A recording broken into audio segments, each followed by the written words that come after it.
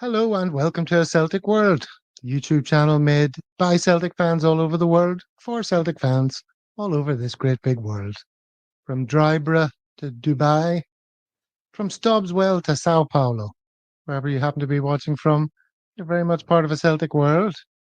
And regular David is joining me and is delighted to welcome today's special guests. From Dundee Celtic Travel Club, we have Jim and Innes. They're both about to unmute their microphones and say hello. Hi, Hello. Gav. Hi, David. Right.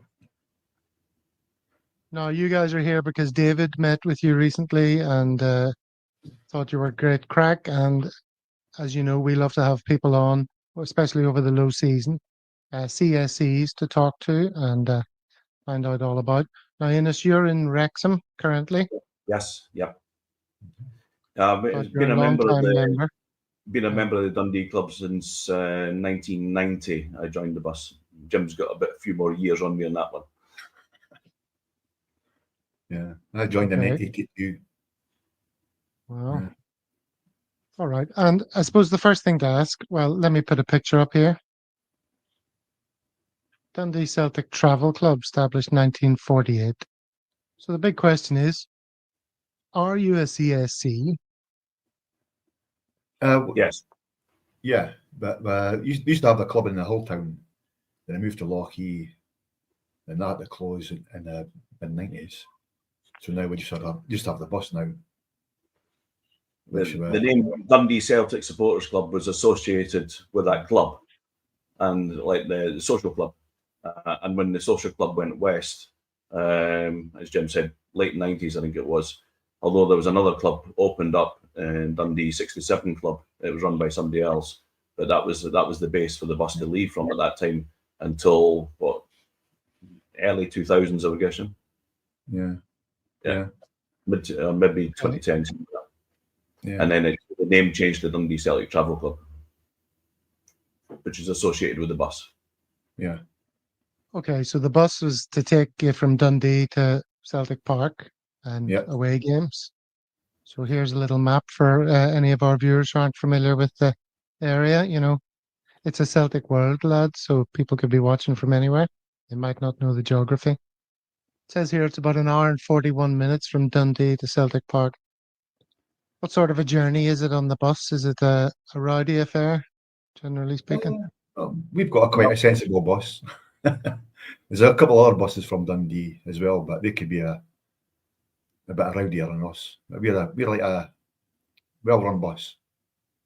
Yeah, the bus convener is 82-year-old, and he's been running the bus since I joined.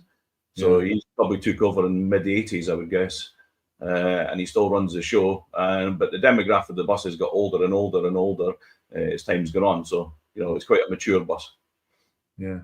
Okay, so there's not bottles of Buckfast being thrown around and the like. No, these days did happen back in the early days. I certainly remember there used to be, two buses leaving, an early bus and a late bus. Early bus for obviously who people wanted to have a light refreshment or two before the game, and certainly we always used to stop on the way back from Celtic Park in the good old days. But none of that happens now. It's straight there and straight there. But there's a few pickups in Dundee en route. Yeah. Well, we better bring David in to tell us. David, what do you know of Dundee? What can you add to the chat about the town? Not a huge amount as usual. For the benefit of Monty, who's one of our regulars, been to Dundee a few times. I've been to there's a prison in Dundee. I was working there. Yeah. I think that was the one. Yeah, I was working there. I wasn't doing anything naughty that required me to have overnight stays. But no, that's been pretty much the extent of it. My son is looking to possibly go to Dundee University. So it's a possibility. If I can get him interested in football, might get him onto your bus if that's where he ends up next year. But yeah, great to see you guys again. Had a brilliant time, and when you were over in Bangkok, and you really enjoyed having a few nights together, a few beers, and really good laughs. So great to see you both again. Yeah, you too, and we Good to see enjoyed you. it. That was an experience and a half. Well, we'll come on to the travel a bit later, but let's just do a bit of the sort of historical stuff first, shall we? Mhm. I came across this little snippet from the newspaper, Celtic FC Supporters Association Dundee branch. Anyone looking to become a member? So this is back from 1948, from the establishment of the Yeah. club. And that's a Yeah. long time ago. Does that make you one of like the oldest around? The club, yeah, I think it's near enough. Well, Yeah, I the think we men's, are. I think there's we're not green too and old. stuff like that. I think 1946 I've seen, but yeah, the Dundee one's been it's long. We had our 75th anniversary a couple of years back, so yeah, it's long established. And you can talk us through some of these picks. Yeah, that's just for my members before our time. Look, the uniforms may have changed, but the activities remain the Yeah. same. I would think. These are great old photos. And here's a classic photo here. Oh yeah, It's the 70s, is it? I'm in that one. Yeah, I can see Jim Really? in there. That's what. You see the gentleman with the flat cap, slightly right of centre. Yes, Yeah. that's our bus convener. That's the busking me. Okay. Uh-huh. And where's Jim? See the white arm in the air? Here? Yeah, just to the left of that. Or to the, Oh, there you are. Yeah, one up, Oh, left, and one up. This? Yeah, there. that's me. this fella here? That's you? Yeah. Very good. And This that's is a great outside the photograph. coast from the Hilltown in Dundee. The old Hilltown. That's the Centenary Cup final. Uh-huh. Brilliant. Got all the characters there. I bet there's a few stories from them. Is that Callum McGregor beside the guy with his hand up with a white arm? No, Oh, quite. he's aged well. Fair play. This fella? Yeah. It does look like Wow. him. Or Stan Laurel, maybe? Yep. That's a great picture. And then we move into some colour ones. This looks like a papal visit or something. I think that's It in reminds Lisbon. me I of think. Lisbon. I think that's in Oh, Lisbon. this is Lisbon, is it? Wow. Yeah. Yeah, I think that's in the 70s, early 70s, or late 60s. It's a different bus, I'm assuming, these days. A big air-conditioned affair, comfortable thing. Well, some of them are, some of them. Yeah. Oh, that was Lisbon Lions Anniversary. anniversary. Is it 25 years? Was it the I think Friday? it was, yeah. Yeah, Jimmy Johnson, Bobby McNeil, they were all there. Stevie Chalmers, yeah. Stevie Chalmers, yeah. There's a few of the members. Yeah, Bobby Murdoch. Bobby Fantastic. Murdoch, yeah. We were playing five-a-side against them. Is it us, man? It's Slane at the front, is it no? On the left, and us. I'm just looking there. Yeah, it is. Yeah, bottom left. Manny Yeah. Slane. Yeah. Yeah, he was one of the great characters on the bus. Mm-hmm.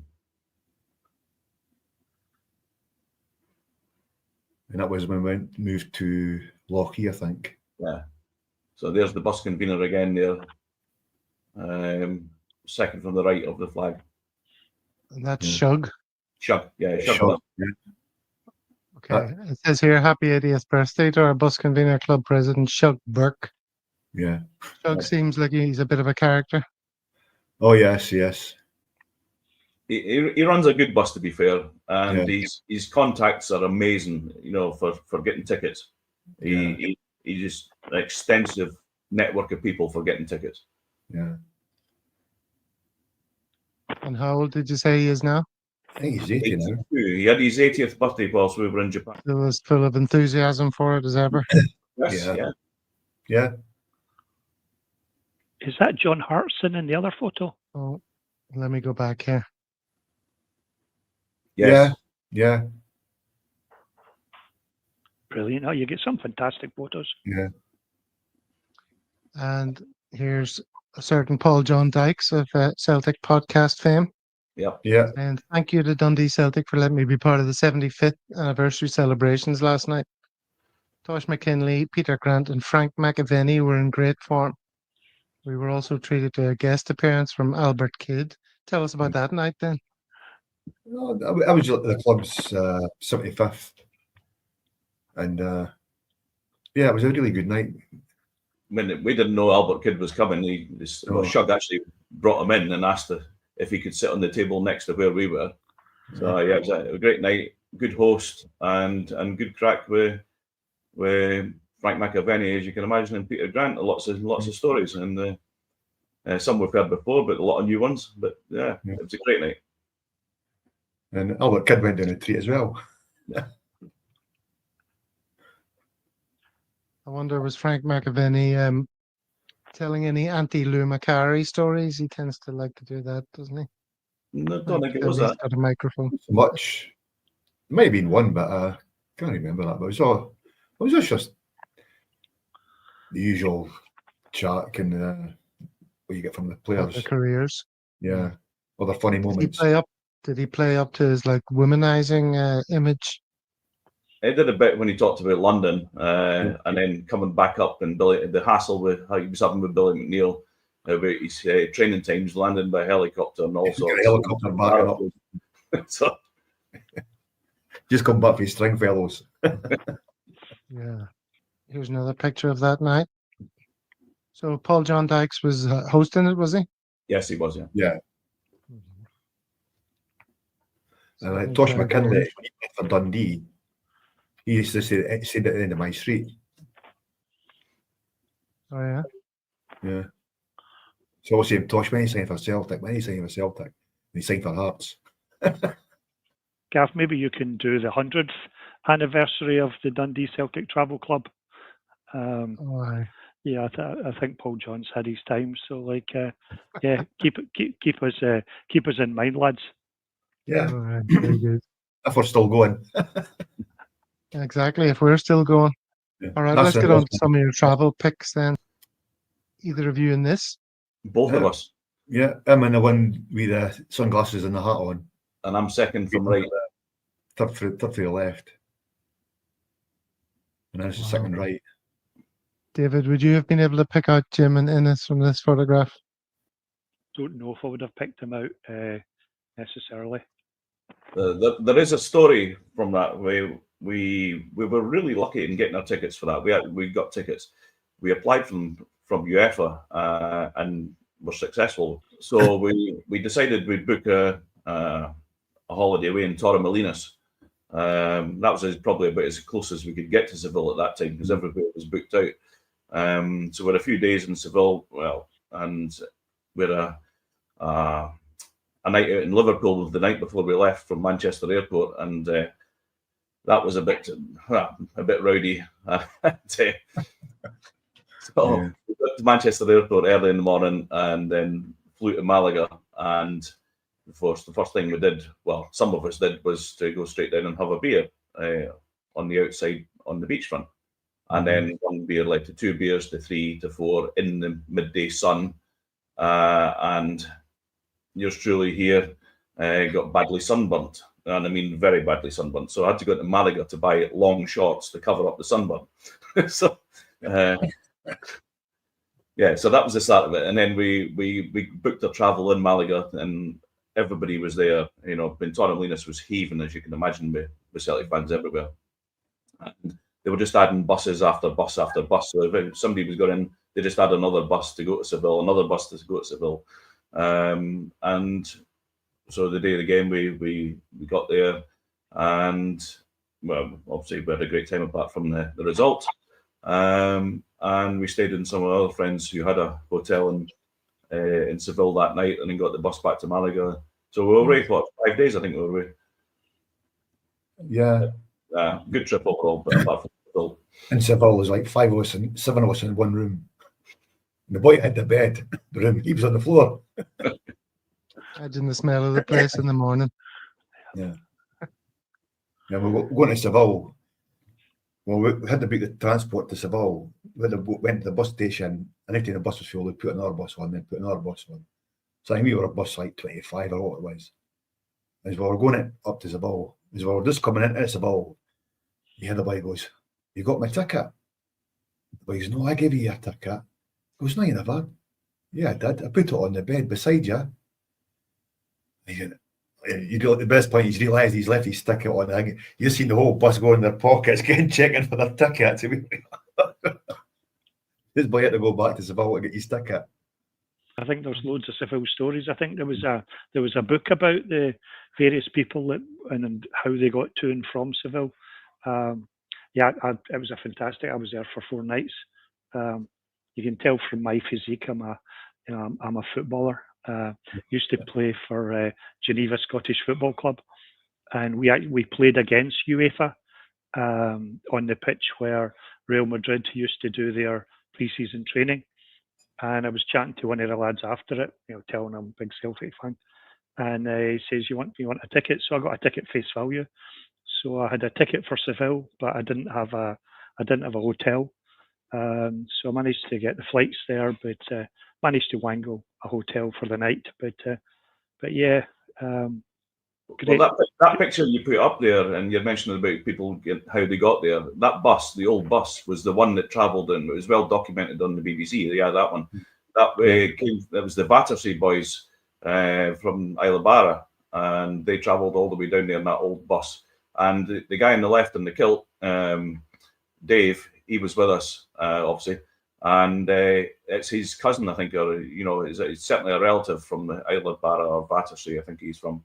And that's how we met up with them. But that bus was on the BBC nearly every night as to where it was en route to Seville. Oh, yeah. Fantastic. And so you've kind of developed from being, well, you're a CSC and you're a bus running from Dundee to the Celtic games in Scotland, but you've expanded the whole concept of being a travel club, haven't you, to like all sorts of places? Well, we have. So, yeah. I think we're carrying the flag now. We're losing it as well. It's not just recent times, because obviously my first European away trip was Dortmund in '92, and we've travelled across Europe. And we used to go on the Greenfield bus from the London Road Social Club. We used to all go on there on that bus until 2003. I think Stuttgart in 2003 was the last time that I took the bus from there. That was just when cheap flights were starting to come in, and it was easier to go by EasyJet or wherever. Yeah, it was up to Seville. After Seville, it was just flights. Before that, we used to go on the Fancy Inning bus to Greenfield. It was like 4 days away. 2 days to get back. So yeah, You've certainly been clocking up the air miles. Let's have a look at some of these exotic places where the flag has been flown, and tell us about some of these pictures. Mount Fuji. That was when Ange took Celtic Japan. 10 days in Japan, yeah. Then we had already booked Korea because South Korea was meant to be for the Wolves game, and the Wolves game got cancelled while it got moved to Republic Island. A couple weeks before it, before we left, and then we were already all booked up. Rearranged it. So we met up with the small Celtic guys out there. But then we had 10 days in Japan. Very good. Tried to see as much as we could. The funny story was just before we left, we were already booked on the other side of the bay near the Disneyland. Near Disneyland, Tokyo Disneyland. And we thought we'd better be nearer closer to the action because we found out the trains go off around about midnight. So we better be closer to Yokohama. So we just booked it before we went. And we were in the hotel and we were out in Tokyo on the train at night, and my son was on Twitter on the train, and he said, "This Celtic just arrived. Looks like our hotel." And he showed us, and sure enough, we got back. Everybody was there, all the Japanese translators and all sorts. And one of the other guys that was with us, he met Brendan twice in the lift. But we were on the 67th floor of this hotel. It was really high up, and but Celtic took out the top 2 floors, 69 and 70. And when they arrived, these two were blocked. You couldn't access them because you'd already been up there, Jim, on the top floor. We went up the day before Celtic got there. But when we got to the hotel, we were all wearing Celtic tops and whatever. Checking in, the boys opening the door for you, they're escorting us to the reception, to the door, the boys pressing the left button. We said, they're awfully polite here, are they? They're awfully really generous. So the next day we realised that Celtic had came in. They must have thought we were part of the party or something. Thought you were the top striker. Don't care about that. Yeah. It was a good day. When we did travelled around on the bullet trains. We were in Osaka for the game, but we also went to Hiroshima, and then the grand plan for Fuji was that Jim was getting us up early in the morning to get the bullet train down there, and everybody's in there in all their gear with the big sticks and the walking boots now, and we're there with the gazelles on and the boots. As you can see, Football top, pair of shorts. Yeah, so did you climb to the very top in that? No, year? we didn't have time because we had a late start to the day, and it takes quite a while to get up there on the bus. And then, so I think Jim and I got to the 7th station, and my son Joe and Johnny they packed it in at the 6th station. Had enough. They were sliding down more than they were going up the way. So, but it was a good experience. Yeah. And there was 10 stations to the summit, and we got to the 7th. But I had a tour of the harbour, so we're all on his boat and we're all partying away. So we were coming back in. You seen the Celtic party coming out of our hotel. So we're all going across next thing. They're all tooting, and the players are looking at us and saying, like, you come to Japan, you find out a boat full of Celtic fans partying in the harbour. What's going on? But that one, and the one we went to Osaka, there was a Maeda lookalike. So all the Japanese, they're all getting their photo taken with him. They're all getting, so we come round the corner. He's saying, oh no, I got to. So he's running across to us to get his photo taken with us. And always mental. And in the ground, they've seen him on the TV. They were picking him up in the stadium, and they've seen Maeda's on the pitch, and he's running about here, there. And he's in the stands as well. He's all over the place. Yeah, I remember saying that actually. So we were talking about Buskin Wiener's 80th birthday. We did a video for that night for his night, because we were in Japan at the time when his birthday was going on in Dundee, and it was a surprise birthday party for him. But we had already done a video which took about 10 takes, maybe more. It was more than 10 takes. So we were in the ground at the game trying to wish Shug a happy 80th birthday and then blah blah blah. But and we got that sent off. So they played that on his night out from the boys in Japan. It was a lot more than 10 takes. Couldn't stop laughing. Was it like action? We started laughing. Well, here's another photograph. You're a bit more recognizable in this. Yeah. This is Madrid, isn't it? Yeah, I go Madrid. Madrid, yeah. That'd be what, a year past November? A year ago, yeah. Because I was there a year before as well. For the Real Madrid game. with my other friend. This was in Sydney. With Kyogo. Yeah, we went walkabout and we eventually sussed out where Celtic was staying, and then we spotted a few of them dotting around. Matt O'Reilly and that. They spotted us, and they went the opposite direction. And it was Callum McGregor. They were diving into shops, but we bumped into who Starfelt was with them, but they thought we were, expats, and we just come, from Perth or whatever. Brisbane. And I couldn't believe we'd actually flown out there for it. So we had a good chat with them.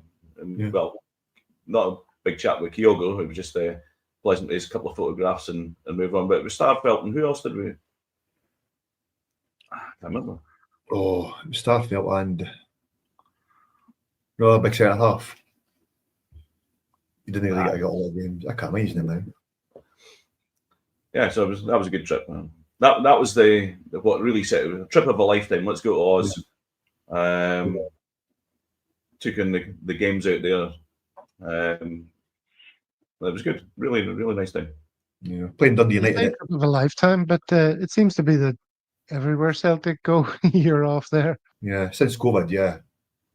But well, the trip to Japan, Australia, sorry, we were playing Dundee United at Tanneries at New Year.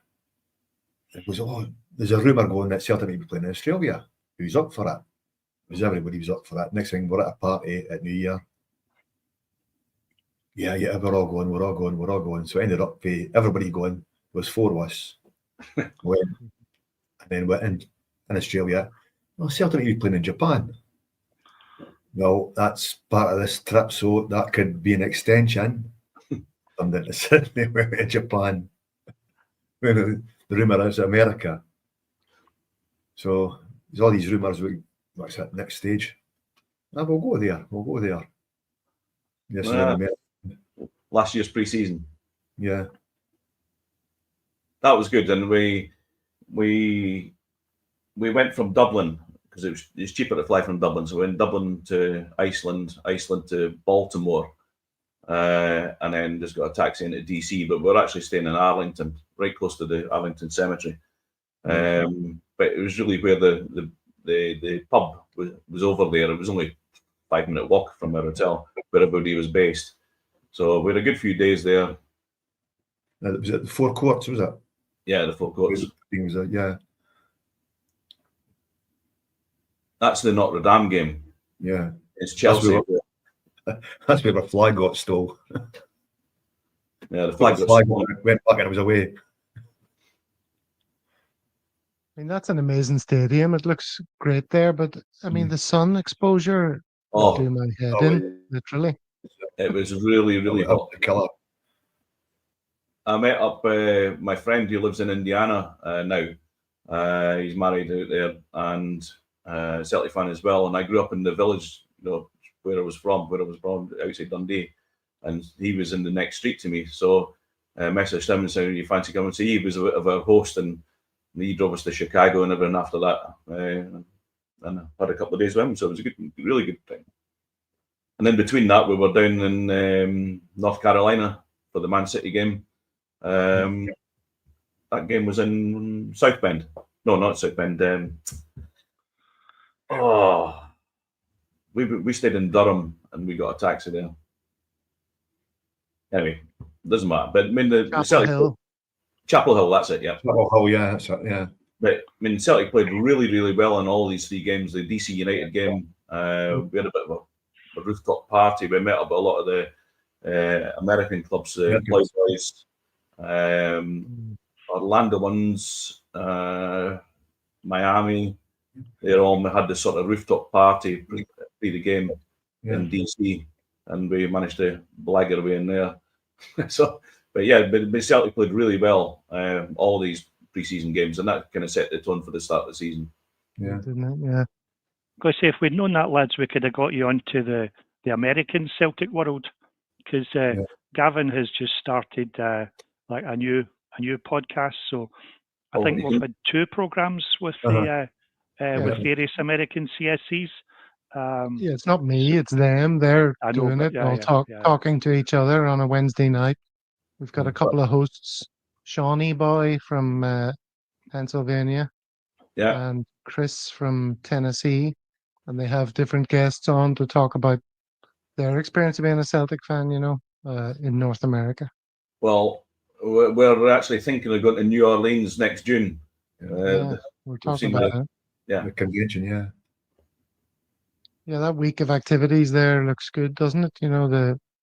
The fun of New Orleans and the music scene and all that, and then you go off to the swamp and there's various activities. I've never been to New Orleans. Anyone been?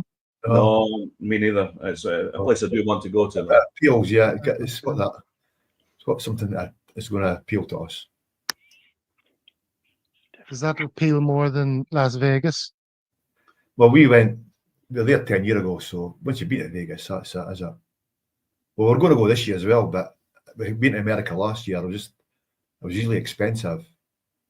And this in Vegas is even more expensive. What, Vegas, you just blow loads of cash?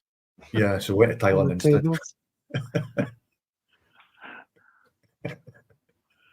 Well, speaking of the American tour, there's one more pick here. This Yeah. This is South Bend, and it says this is where some thieving bastard stole the flag.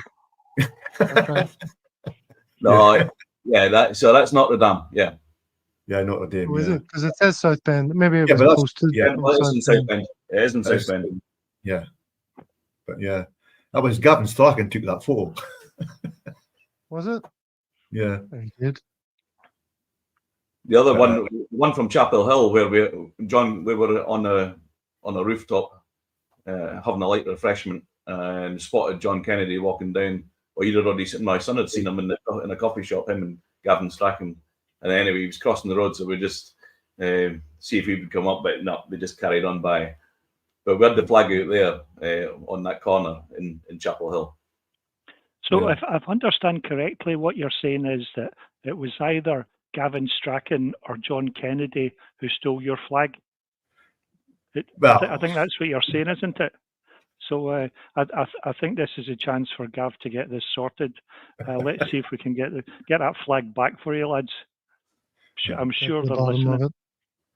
Yeah, I have a feeling I read somewhere else that you were saying there was sort of a sense that it would have been some American fan who get a bit carried away with the moment and wanted a souvenir. And you just hope they'll look after my it. friend was saying, well, we're playing Chelsea at the time, so it could have been a Chelsea headhunter. Yeah. But God yeah, knows what they would have done with it. no. Wasn't better thinking about. But yeah, I went down to collect it and I wasn't there, it was away. So I like to think of it being up in the room of some young Celtic fan living in America, and that's his connection to the club. You know, he's Yeah. got this famous flag because it must mean a lot for you boys to see it in so many places. You know, Yeah. Well, it That's means what a it lot, is. strong connection a with it. lot for the rest of the club, you know, because Yeah. they put it on social media and that the flag's on its travels again. it's on the news and is that Yeah, it was on the news in Madrid on BBC News. So, yeah. And once it comes on the screen, everyone back home's going, look, there's our flag. Yeah. Brilliant. Well, it also flew very proudly in Bangkok, as you say. Yeah. What was going on here? No, That was a great, a really good day. Yeah. The boat party. So that was down south of Hua Hin, kind of. David, you'll maybe know exactly where it was, but there was a bit of a storm up for these couple of days. We were down there out in the bay. So that was the original idea. We were meant to take this boat out into the bay, but it turned out we couldn't do it. So we just went up and down that river a few times, and then we had a smaller boat that we were on as well. Yeah. And then they needed a smaller boat as well. Yeah, there was a dinghy as well, was there? Or a canoe. Yeah. David, was tell good. us about where this is.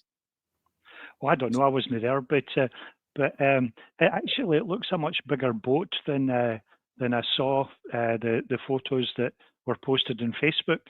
I think you'd hired a speedboat or something, or you'd hired a boat just for yourself. No, there was a Certainly- smaller boat that took us further up the river and brought us back. Yeah, so it was attached to that boat, and then they did a few trips, so they could only take a few at a time. But we were on that boat for, I don't know, 6-7 hours maybe, and it's run by a mother and daughter who were at the dinner at Father Ted's, so we brought them to the dinner. And they really, really looked after us well. And of course, then they cooked meals and everything for us, barbecue sort of stuff, and a lot of Thai food. And it was wonderful, a great day. And who are some of these other flags represented on the boat? Cork. I think the one in the right's Cork. Who else was there? Sydney right in the centrepiece. Yeah. Our one right above that. And the other general one. Yeah, there's a general Celtic flag. Oh, no. The New Zealand one, the Kiwi one should have been there from Sean Murphy. Yeah. It's probably on the other side. And the boat's got the word paradise on it. Is that Yeah. what that says? Yeah. Never noticed that. There you go. But yeah. Yeah, it was a good trip, that. Yeah. Someone had extra food on the boat as well. Yeah, someone like the I sampled wood grubs for the first time, all in Thai spices, and they were actually delicious. But everybody else was retching over the side of the boat and all sorts. But there was wood maggots, whatever. Firing into Some of them. the things they eat there is outrageous, isn't it? Yeah. Scorpions Well, I mean, and cockroaches. And some of the David? things I ate off the streets in Bangkok were interesting. I don't know what they were, but they were interesting. So, David, do you partake? No, it's only Michelin star for me, Gav. No, I couldn't possibly. They do have whole stalls with like 4 or 5 different types of cockroaches and sort of all sorts of shapes and sizes. But no, it's I'll leave them for Innes. Thank you very much. I'll leave them for Did him you as get well. up to much cultural stuff when you were there? yeah, we Did did you go into any Watts? we did a tuk-tuk tour in Bangkok. Did a boat trip in Bangkok as well. Yeah. What else did we do? We have a few temples. Yeah, went to the Lucky Buddha temple, and as I got off the tuk-tuk, the driver went to me, "Oh, Lucky Buddha," started from my belly. It's like, what do you want to be a Lucky Buddha? You Lucky Buddha. There was not many tourists go there. He said we met a chap in there, and he said not many tourists. It's only locals, and it's away in the back streets somewhere in Bangkok. You'll know where it is, David. But we met a guy in there, and we were speaking to him for ages. And the tuk-tuk was just waiting for us, and then moving us on to the next place, and moving us on to the next place. That was good. It's like one of the Buddhas you say, like, it's like 600 years old. One of the Buddhas came in this temple. That was really informative. And then in Hua Hin, we did another temple there, where all the monkeys are running around. You go uphill, way past the harbour, and there's monkeys running everywhere. And us. Then we did went to that the temple in the cave. Yeah. So that was probably an hour and a half To get an hour this hole. An hour and a half south of Hua Hin. Yeah. Famous caves with temple at the end point. But it was hard work. It was like going up and down and really steep until you get to this end point in the middle of this cave, and there's a beautiful temple. Yeah. And you were there during the earthquake. I think you were just leaving when the earthquake started. Well, that was the plan. Yeah. We'd left the luggage in the hotel, and we'd come back for it. We'd go and have a light refreshment before go and pick up the bags and get back to the airport. And fortunately, we were not in a hotel because our room was on the 28th floor, and we were on the ground floor. And probably just about thinking about going back to get the bags, then, nobody knew what it was. Nobody knew what we were expecting. Jim thought he was having a heart attack. That was me. I was moving out of the room. But, interesting experience. Yeah. So scary when the earth shakes beneath your feet. Like you lose all sense of everything. That's exactly it, Gav. My feet were going one way, and the walls and the room were going the other way. It was just a surreal experience. I was sitting in a bar stool with my hand on the bar, and I felt it come up my arm. So I thought it was me. And then when I looked about, seeing everything's moving, but when I stood on the floor, that's when I realised that was the room that was moving. And I looked at Innes, and he's looking at me, and I'm saying, "What's going on here?" And after it sort of subsided, that's when all the phones are going off. It's an earthquake. But did you run outside to the street or anything? No, we stayed in and carried on with our beach. I went outside, had a look about, and said, "What's are you looking at?" I went back in again, and sat down and drank my beer again. They were all under the aftershocks. That's the problem. But so, and then after that, it was just carnage because the plan was that we were just going to get a cab and head out to the airport. But of course, everybody's been evacuated in Bangkok. The streets, we couldn't move, and we eventually, after about an hour and a half, got a cab with nobody in it. But we sat in it for 4.5 hours or something just to try and get to the airport. It was absolute chaos. And then, of course, when we got there, it was after the time the flight was meant to leave, but of course, it never went. Yeah. So we ended up staying they put us in a hotel that night out by the airport. And then we flew back to Bahrain the next day, and then they eventually got us back to Heathrow, and then up to Manchester. Yeah. After the earthquake hit, there was no information at all. You couldn't find anything. But obviously, just we got to the airport, nobody knew anything. They said the flights were all going as scheduled, but when you got there was nothing moving. So how could it go as scheduled if nothing's moving? I'm interested to hear from David. Like, he got to know you guys on that event at that time. Was there chaos on the nights out with the Dundee boys, David? Not at all. It was very well behaved. We had the Asia convention starting in Bangkok, and then the lads moved on to Wahin. So the Friday we had a singer from Australia, Gary Jameson. So we had the night out on Friday, and then Saturday I think some people were just doing their own thing. And then Sunday we had the game itself, and then I met up with the lads by chance in one of the bars in Soy 23, just had catching up and hearing some of the stories, and that's when I got your WhatsApp numbers to pass on to Gav. But it really was the convention was the nights in Bangkok. They did us proud. And the fact that people were traveling from everywhere, to come to Thailand was really fantastic, and just a brilliant set of people, lads and lasses that were coming from all over the place. Some people that were sort of stranded for about a week or something, and all sorts of things that were going on. But yeah, really great, but very civilized, Gav, as you would expect from the Bangkok CSC.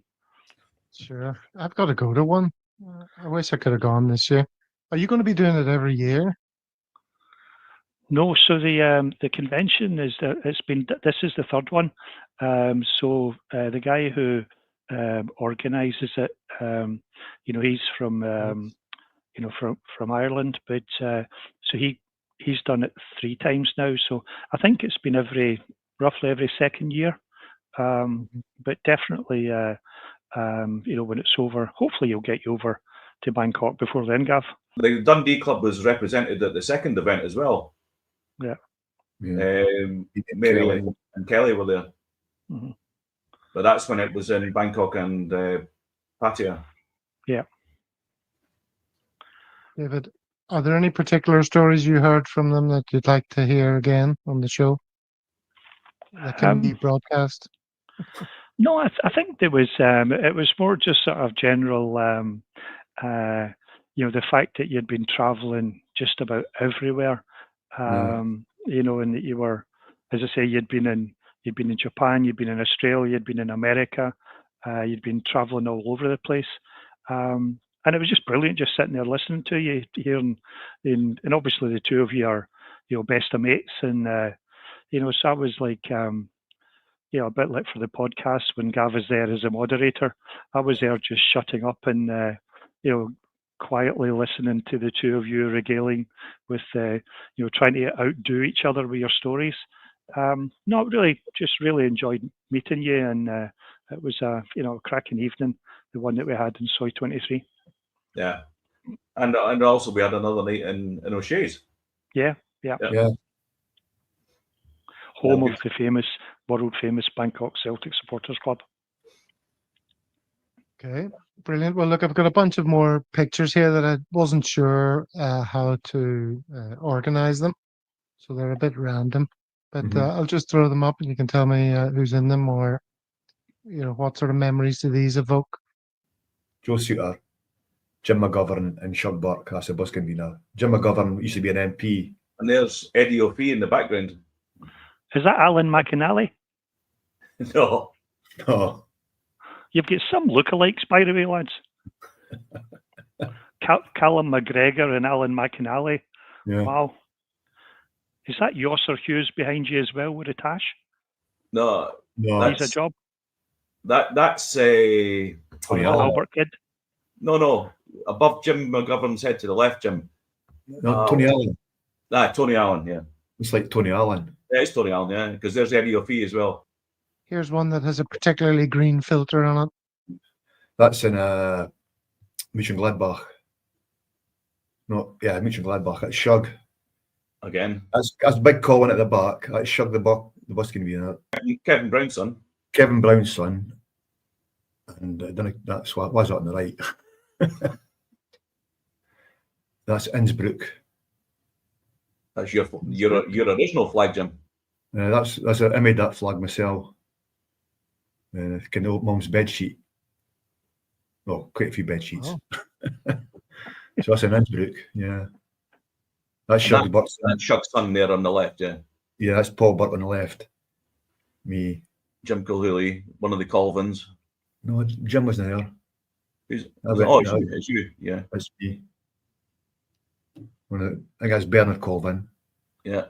Is it Bernard? And I saw a couple of people that we've met. Good memories. Yeah, that's when we relocated after Hampden year back to Celtic Park. I think that's our first day in our stand. Kind of where we sit now.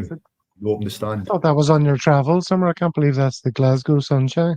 No, that's Block 101. That's opened the stand.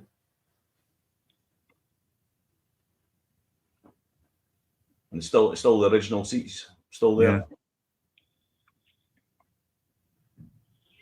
I thought this one might be in Thailand, but maybe No. not. That's Benidorm. No, Barcelona. Oh, Barcelona, yes, yeah, right of Barcelona, sorry. I think aptly named bar for us. Did you ever get to the bottom of why it was called that? No. David, you just shed getting any ahead. light on that particular question? It's Yeah, funny, I was talking to well named.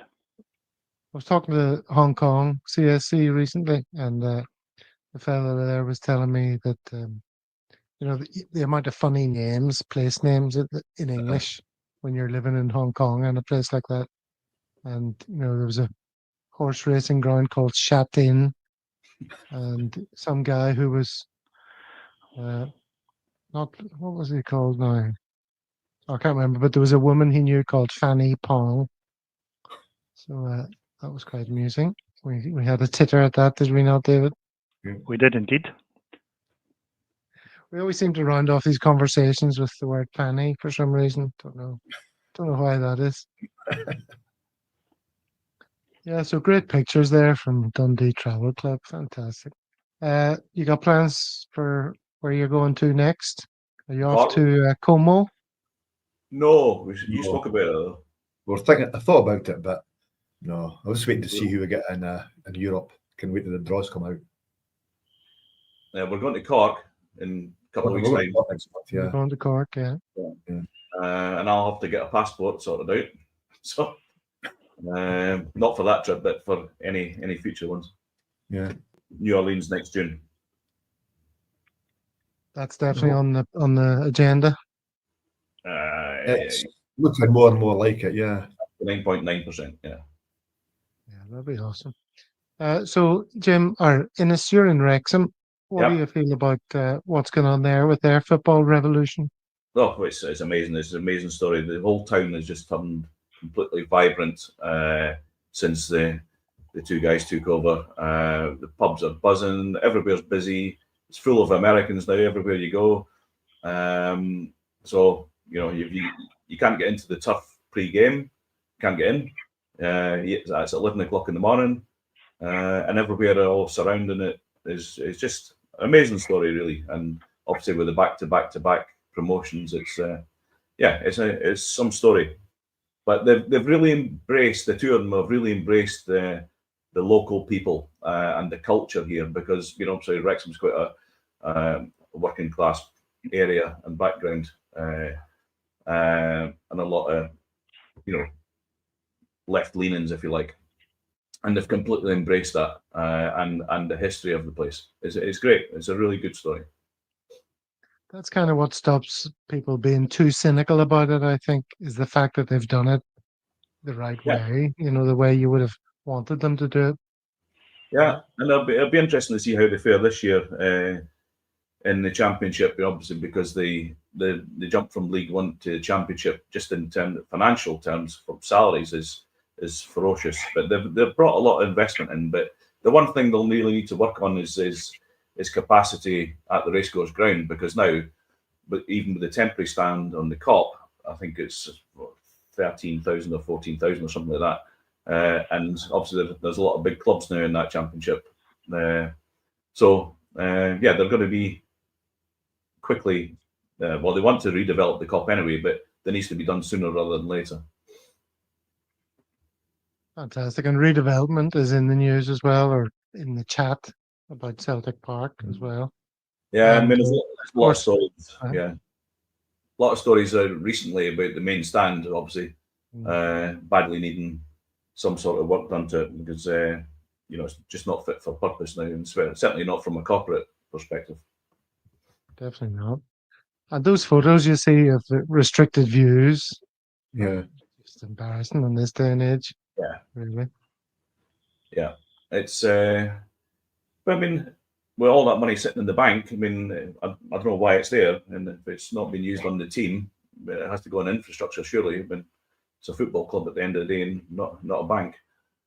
So hopefully it can be done in both, investment in the team to take that next level again in Europe. I mean, there was encouraging signs last year, bar the Dortmund game. Encouraging signs in the Champions League. But if we need a few good players in, and of course, signs of it, there might be a couple of decent players going out as well. If that happens, then we need to replace with quality. What do you think of the rumours so far, or the activity so far this summer? The rumours are rumours, but I mean, there seems to be a bit of substance in the Kuhn story. I wouldn't entertain anything about Maeda. He's just too valuable for us just now. I think Kuhn's had a good 3 months last season, and then certainly post Christmas just was treading water a bit.